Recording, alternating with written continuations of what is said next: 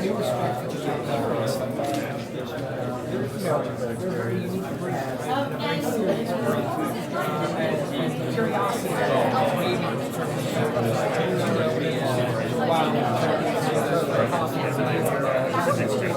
All the nominations. You must be delighted with the reaction. Yeah, thrilled.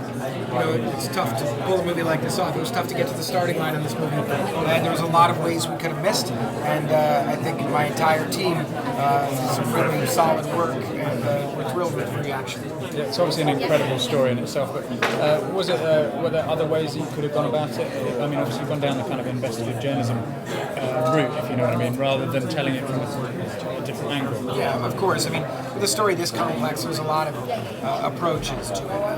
The story that was initially presented to me was through the eyes of the investigation. I agreed it was the right call to this. I think it allows the audience to experience it as the reporters were experiencing it, which was really, they were the first watch, right? The first ones to pay witness and to understand just what was happening. And they were as shocked as the readers were when they broke that first story. So it proved to be the right approach.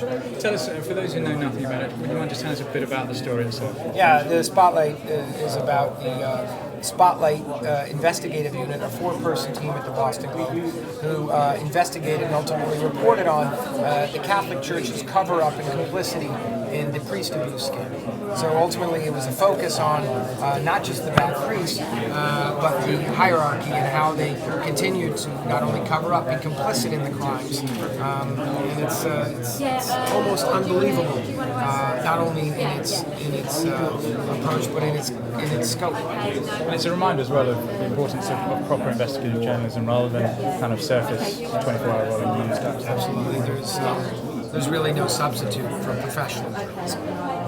All the internet on the web has to come from somewhere. We need to know where that content is coming. We need to have any newspaper need to be held accountable. And I think this is certainly pays homage to that. Well, finally, for those who are looking to go and say, what do you think audiences can expect from this movie? Well, first and foremost, I hope they're just entertained. It's a great story.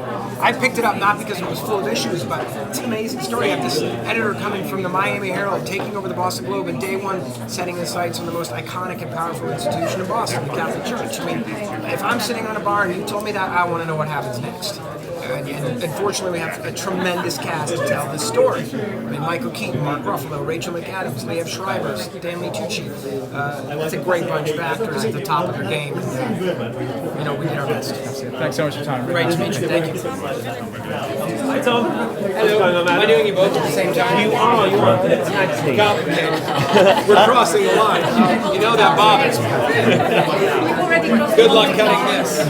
I'd like to start out by asking a quick little synopsis as to what happens to Spotlight. For people over the pond who aren't really familiar with it. Okay, that's a fair question. The Spotlight is about the only movie that hasn't opened nominated for Best Picture. It's really exciting. It says the movie's already resonating, but I'm most excited for English audiences to see the film. It was one of the movies that's really stuck with me. Once I watched it, I couldn't stop thinking about it for days and weeks afterwards. For you, as a project yourself, was that what happened when you went home? Was it something that was constantly on your mind? Yes, for 3 years.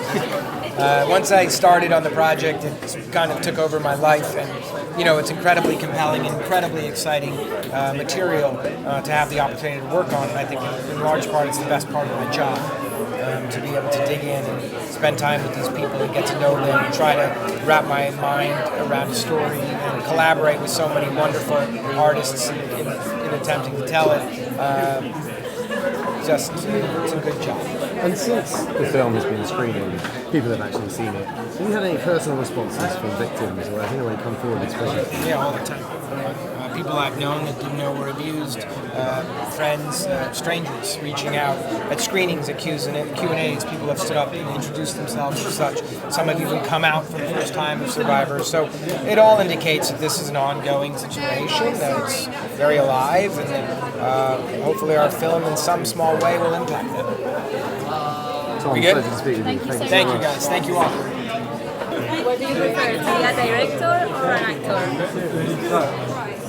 That's a good question. I enjoy both. They're very different, but I think they're all part of the same thing, which is storytelling. So I haven't done enough acting in a while, and I miss it, but I sure do love being a director.